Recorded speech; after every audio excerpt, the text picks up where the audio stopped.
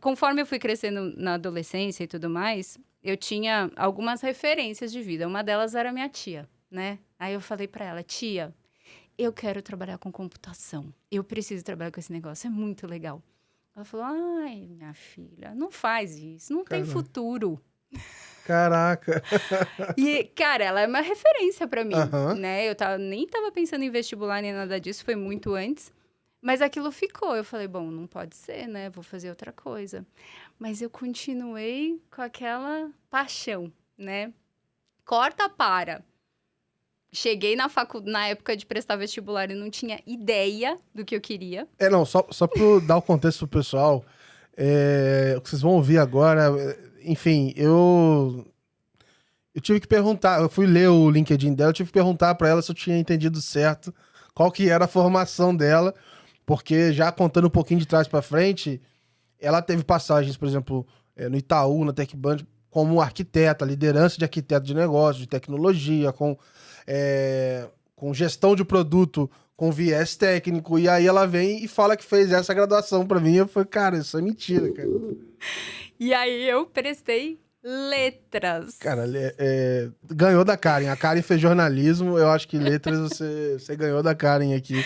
Porque é super específico, né? E aí eu fui fazer letras porque era, de novo, né? Inspirações da vida. A minha avó era uma redatora super reconhecida e eu amava, né? Achava ela incrível. Eu falei, eu não sei o que eu quero fazer, pelo menos eu vou começar por alguma coisa que eu sei que eu admiro. Aham. Já que tecnologia e ciências da computação não Aham. podia ser, né? E depois, no fim, hoje, olhando de trás para frente, né? Quando eu comecei a atuar, eu comecei a atuar em negócios, né? Então, embora eu tenha me formado em letras, Você fez letras português com ênfase em Java? eu fiz letras com ênfase em Java, em alemão. Aber ich kenne Sprache Deutsch. Ei, meu Deus do céu. Eu não Mas... entendo nada, entendeu? Tô avisando. Se tiver alguma ofensa no YouTube agora, eu não tenho como saber, eu não consigo tirar. Não vai colocar o pi. Mas aí eu formei, fui até o fim, né? Falei, bom, comecei, eu vou fazer.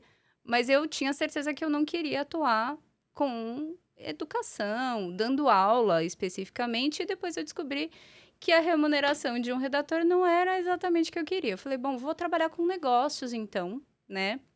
E aí comecei a trabalhar com negócios voltados para o mercado de publicações, né? E aí depois fui evoluindo a minha carreira, né?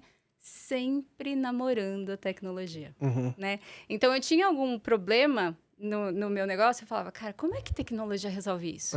Eu acabei me afastando do core, né? De, sei lá, eu tenho isso aí, mas é porque eu sou preguiçoso. Assim, pô, eu tenho que fazer isso de novo. Não é possível que tenha alguma coisa que não resolve minha vida aqui. Exatamente. Então, em vez de eu, né? E aí, obrigada, tia. Em vez de eu ir lá e realmente aprender a codar, né? Aprender de fato como a tecnologia ia se resolver, né? Resolver problemas de tecnologia em si, eu acabei usando a tecnologia para resolver problemas de negócio. Isso me fortaleceu muito, né? Como profissional ali. Porque aí é sempre assim, se você tem a tecnologia pela tecnologia, como você vai ganhar dinheiro com isso, né? Tava conversando com você agora mesmo que trabalhei com uma pessoa incrível que falava, cara, você quer... vou falar, pode falar o nome Pode, dele? à vontade, de graça. Tiago Aguiar. Falar bem, você pode falar de todo mundo. Falava, cara, quero construir uma máquina do tempo. Tá bom, como você vai ganhar dinheiro com isso? Né? Então, essa visão de negócios, ela é super importante, né? Quando a gente fala de uma atuação em mercado de tecnologia. Porque ela acaba sendo um diferencial, né? Então, essa história foi sendo cimentada com paixão pela tecnologia e atuação Legal. em negócio. Mas aí, por exemplo, esse viés hoje também, vamos dizer assim, ele é recente, né? Mas como é que foi no começo de você sair de letras até o momento que você estava falando com o dev sobre que, sei lá, que fazer de uma forma ou de outra era mais eficiente ou menos e desenhar como é que ia ser um projeto?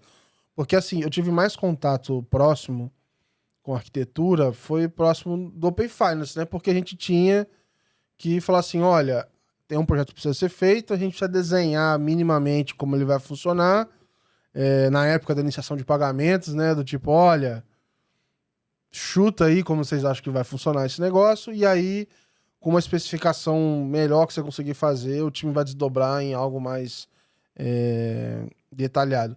Mas, vamos dizer assim, já requeria muita lógica, muita bagagem de negócio, conhecer os sistemas e trazer quem conhece os sistemas para ser capaz de discutir ali, mas muito pragmatismo e lógica ali. Mas que eu acho que só funcionou porque todo mundo lá tinha uma certa bagagem. Como é que foi para você adquirir essa bagagem? Porque quando você saiu de letras, você ainda não tinha bagagem de negócio. E como é que foi esses primeiros passos, assim? Eu tive que estudar muito, muito, né? E eu sempre gostei muito de estudar, então isso me ajudou. Toda vez que eu me deparava com um desafio, então, eu vou dar um exemplo, né? Um dos primeiros desafios que eu tive que lidar diretamente com o desenvolvedor, com tecnologia, foi botar um website de comunicação no ar, né? Na época era .NET. Jesus. Cara, eu fui ter que entender como é que esse cara fazia essas coisas, né? Fui ter que estudar. Então, toda vez que eu entrava num assunto, falava, bom, deixa eu entender como é que isso aqui está estruturado, né? Do ponto de vista não só de negócio, né? Como eu ganho dinheiro com isso, mas também como é que eu faço o delivery disso, né? Como é que eu faço isso acontecer. Então, isso acabou sendo um modelo que eu adotei. Toda vez que eu entrava num novo desafio, ou que eu começava, porque o Open Finance, eu me coloquei nesse desafio. Você que pulou na frente do eu pulei na frente do caminhão, né? A gente vai chegar lá, mas... Então, toda vez que eu chegava num novo desafio, que eu falava, não, agora eu tenho que construir uma série de medidas... Outra coisa, né? Corta para a sustentabilidade, que também atuei bastante tempo. Tinha que construir uma série de medidores de sustentabilidade para colocar no chão de fábrica, para medir o desempenho de gestão de carbono, gestão de energia, tudo isso colocando equipamento físico mesmo na fábrica. Então, o que eu fiz? Eu fui visitar a fábrica, ver como ela funcionava, ver como os medidores funcionavam, como eles conseguiam realmente captar informação, né? Como é que eu reunia a informação de todas as plantas. Isso tudo, né, é um trabalho árduo, porque eu não tive um professor que sentou comigo e falou, Jamile, vamos agora falar de... né? Mas acho que é legal que numa situação dessa, eu vejo que, bom, você para fazer isso, você tem que ter uma curiosidade natural com o que você está fazendo, né? Você tá curiosa com aquele problema, né? Então você vai ficar caçando, como é que faz e tal. E essa capacidade de se adaptar muito ao contexto. Mas eu fico me perguntando como é que foi, talvez, para você nesse começo, onde você chega lá, precisa ganhar a confiança de quem está em volta do projeto com você. Você, nesse momento, uma mulher nova no meio dessa galera, tecnologia também não muda muito por uma fábrica, às vezes é cruel, mas é a verdade, dependendo do ambiente, é quase a mesma coisa que a fábrica, que não é o ambiente mais acolhedor do mundo. Beleza, você contou aqui a parte boa, né? Fui lá, fucei, aprendi e tal.